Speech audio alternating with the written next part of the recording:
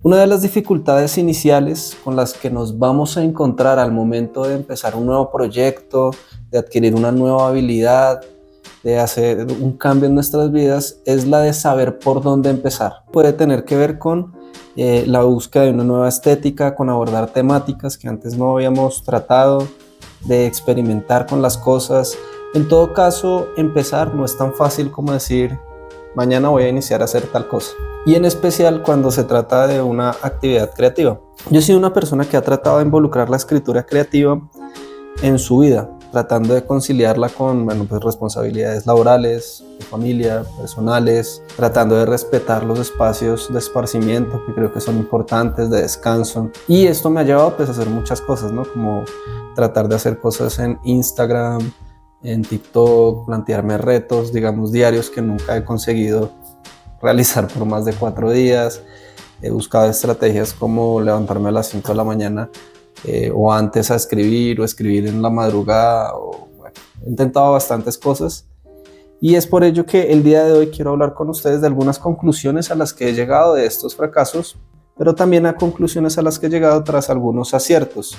Al haber implementado ciertas estrategias, he logrado terminar proyectos que han hecho parte de procesos de aprendizaje que me han llevado a avanzar y que pues eventualmente me han generado muchas satisfacciones, entre ellos haber terminado algunos poemarios. Por ejemplo, ahorita estoy terminando mi primer libro de cuentos que pues bueno, me gustaría usarlo para participar en algún concurso, buscar alguna editorial, compartirlo también por redes. En todo caso, voy a hablarles de mi experiencia, algunas de las enseñanzas y pues por qué no tratar de hacerlo de una manera literaria, que es la forma en que me gusta hablar las cosas. Lo primero que hay que saber para empezar algo nuevo es identificar el contexto en el que nosotros nos desenvolvemos.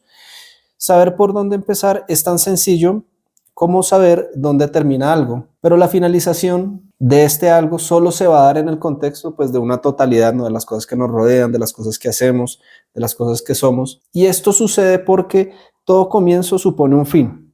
Esto es un equilibrio que se va a mantener en la existencia. En concreto, hay un yo presente que tiene que terminar para que sea reemplazado por un yo deseado o un yo por venir, que es aquello que responde a nuestra proyección hacia el futuro. En otras palabras, todo comienzo es una renuncia.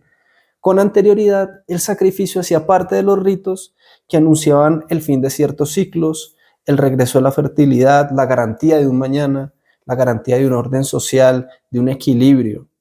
Se da algo que se considera de valor y se obtiene a cambio algo que igualmente tiene valor. En la sociedad individualista en que vivimos, la cosa que más se valora es el yo. El individuo parece ser el único Dios que existe para nosotros y una parte entonces de esto es lo que nosotros vamos a tener que sacrificar para poder comenzar cualquier proyecto. Se sacrifica un yo para tener un nuevo yo. Una parte de nosotros muere para que el resto pueda seguir viviendo. El que no renuncia a sí mismo no tiene derecho a ver un nuevo día. Para comenzar cualquier proyecto, entonces, lo primero que vamos a tener que hacer es identificar algo en nosotros que nos genere insatisfacción y sacrificarlo, deshacernos de él, destruirlo por el beneficio de un día nuevo, en que seamos lo que verdaderamente deseamos. Que, pues valga la pena aclarar, es muy diferente hacer lo que los demás quieren que nosotros seamos. Y con esto incluyo el tema del éxito, de la fama, eso ya es otro cuento. En segundo lugar, hay que saber que los comienzos se hacen, no se piensan. Una vez hemos identificado esa parte de nosotros que nos genera insatisfacción, que no está de acuerdo a esas cosas que queremos hacer, la mejor forma de deshacernos de este es haciendo cosas. Nada cambia pensando que debemos cambiar. No se trata de pasar de un extremo al otro, ¿no? Eso no es tan viable, sostenible, tampoco es posible que nosotros de un momento a otro pasemos de ser una persona muy perezosa a una persona muy productiva. Hay sus excepciones, ¿no? De pronto, situaciones muy traumáticas y disrupciones muy fuertes en nosotros nos pueden llevar a cambios muy radicales, pero lo normal es que esto no pase. Se trata de implementar pequeños cambios que van a ser parte de esa transformación y que eventualmente nos van a permitir construir ese nuevo yo y pues ver su forma final, porque pues nunca vamos a llegar literalmente a lo que nosotros estamos imaginando, porque no podemos considerar todas las variables que están en juego para dar resultado a eso.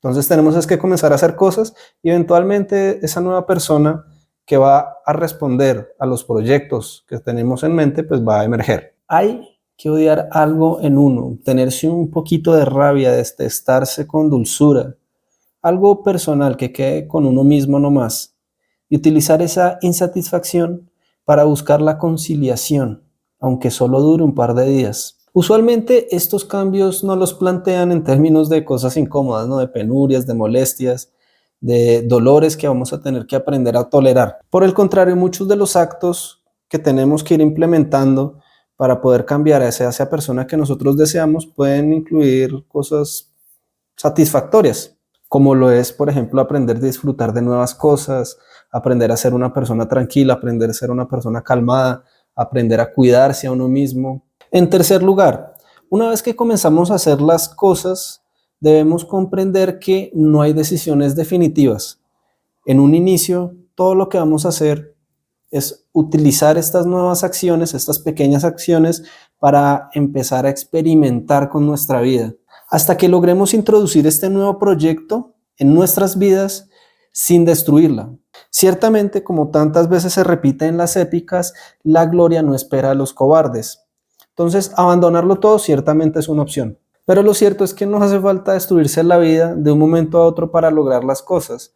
Es importante preparar los tiempos y si en verdad tú no quieres renunciar a todo, pues hacerlo de la mejor manera. En otras palabras, hay que entrenarse para las renuncias absolutas. Saber cuáles son las ventajas y desventajas que implica el dedicarnos de lleno a un proyecto, también tener la humildad y reconocer cuáles son los límites que se tienen. Muchas veces nos pensamos que podemos hacer ciertas cosas, enfrentar ciertos miedos, pero cuando ya estamos en medio de la renuncia, pues nos arrepentimos. Y esto pasa no porque seamos cobardes, sino porque nuestra vida no está compuesta únicamente de cosas que no nos gustan, sino que pues hay cosas que son buenas, que es bueno y que en cierta medida es necesario cuidarlo porque hace parte de lo que somos. En otras palabras, todos podemos enfrentarnos al final boss de lo que queramos hacer. Algunos lo hacen a puño limpio, otros se valdrán de armas, otros lo harán meditando, otros escribiendo, cantando, bailando.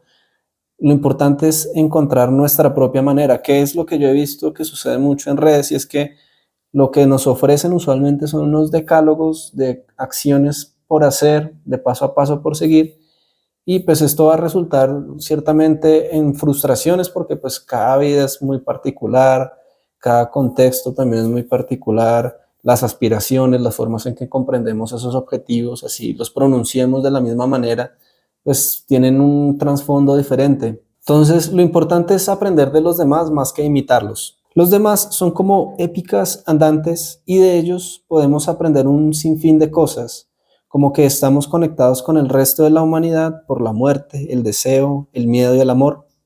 Y con este aprendizaje podemos encontrar el propio camino, porque el que imita plenamente lo que ve, niega su cuerpo y niega su alma. Ya para ponernos más prácticos, vamos a desmenuzar lo que hemos hablado, digamos, de manera más abstracta, en unos puntos muy concretos que, como les he dicho, van a ser útiles para empezar a hacer las cosas.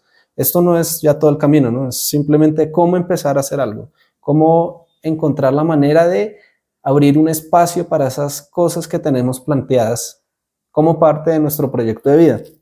Entonces, lo primero que vamos a hacer es plantear un proyecto muy concreto en términos de acciones. Por ejemplo, quiero escribir, quiero tocar guitarra.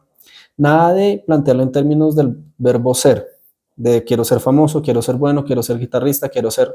Porque lo que pasa con este tipo de formulaciones es que, si se dan cuenta, la evaluación de las acciones es mucho más simple, es decir, se hace o no se hace, y ya es blanco y negro. Pero si nosotros nos planteamos las cosas en términos del verbo ser, es decir, quiero ser escritor, quiero ser un buen escritor, van a comenzar a generarse de manera mucho más sencilla concatenaciones y pues nos vamos a armar un problema inmenso porque pues no sé, por ejemplo, si nosotros nos planteamos en términos de quiero ser un buen escritor, pues ¿qué es eso? Vamos a comenzar a estar con evaluaciones de, por ejemplo, popularidad, de qué tanto me lee la gente, o de publicaciones, qué tantas publicaciones tengo, o de reconocimiento, de premios, de cuántos concursos me he ganado, y comenzamos a hacer una serie de universos ficticios que finalmente no van a responder a lo que realmente es lo que estamos haciendo. Si queremos hacer las cosas, ese es el objetivo. En segundo lugar, vamos a plantearnos una serie de acciones que van a apuntar a destruir esa persona que nos genera insatisfacción en nosotros. No hay que pensar mucho en eso, es sencillo. En realidad lo único que hay que hacer es comenzar a plantear pequeñas acciones, no hay que ponerle mucha ciencia, no hay que profundizar mucho, no hay que verse 3000 videos, ya que las cosas son a veces más intuitivas e incluso más lógicas de lo que pudieran parecer. En el caso de, pues, si yo quiero escribir, por ejemplo, pues ¿qué tengo que hacer? Pues escribir, muy básico. Puedo tomar acciones muy sencillas, como por ejemplo, si estoy escribiendo en el chat, tratar de hacerlo con una buena ortografía, tomarme el tiempo de hacerlo con una buena ortografía. Si quiero escribir, pues también tengo que mejorar mis hábitos de lectura, entonces leer con más atención las cosas. Pequeños hábitos que nos van a ayudar a hacer eso. Y vuelvo y recuerdo todo en términos de acciones. Y finalmente, vamos a experimentar con todas estas acciones hasta dar con aquellas que más se acomoden al proyecto de vida que yo tengo y al contexto en el cual yo estoy viviendo. Recordemos que no hay un catálogo de acciones definitivas, sino que cada caso van a ser muy particulares. Lo importante es jugar con las reglas, servirnos de ellas para poder trabajar en lo que nosotros necesitamos. Y parte de este experimentar con nosotros, este experimentar tiene que ver con un juego bien interesante y es el de fingir. Digamos que esto del fingir está como mal visto, pero es importante fingir. Finjan que son la persona